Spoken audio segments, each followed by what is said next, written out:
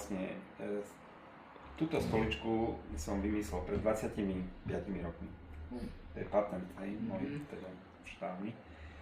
A ja som mal veľké problémy ako projektant so sedením, lebo som sedel 12 hodín na zadku, však vy to poznáte, tu v stavoprojekte. A kúpal som si rôzne drahé ergonomické stoličky, nič nefungovalo. Hej. No a začal som cvičiť jogu pred x rokmi a tam je jeden zaujímavý set, volá sa Virasana. To je set, keď sedíte na vlastných lítkach, to je tento set, pozrite, tento. Tak. Hej. A pri Virasane sa hovorí, že keď sedíte v tomto sede, tak všetky ťažkosti s chrbtom, krížami, hemoroidy, kostr, všetko sa vám lieči. Nie, že uvoľňuje, lieči. Harmonizuje sa to, hej. No a mne docvaklo, však počkaj, však keby som toto ja mal na stoličke, čiže vlastné lítka, pety a diera, nie? Wow, tak som to dal na stoličku. Čiže tá stolička, to sú lítka a toto je peta. Čiže jednoduchý, toto je božský princíp. Viete, si všimnite, ako máte skonštruované telo. Vy čokoľvek s ním robíte, všetko do seba dokonale zapadá. Hej. Čiže ten Boh si musel dať záležať na tom, aby nás nič netlačilo. Keď čokoľvek urobím, všetko sadí. Hej, všetko mi zapadne. Aj keď si sadnem na vlastné nohy, dokonalá podložka vznikne podo mnou. Staré kultúry nikdy nesedeli na stoličkách ako my. Oni vždy sedeli na vlastných nohách.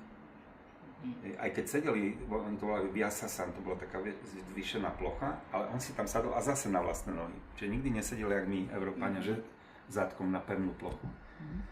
A princíp je aký? Princíp je taký, že máte 5 inkriminovaných bodov na spodnej časti pánvy. Je tam análny otvor, genitálie, kostrč a 2 panové kosti, ktoré obopínajú análny otvor. To sú tieto osy ischia sa volajú.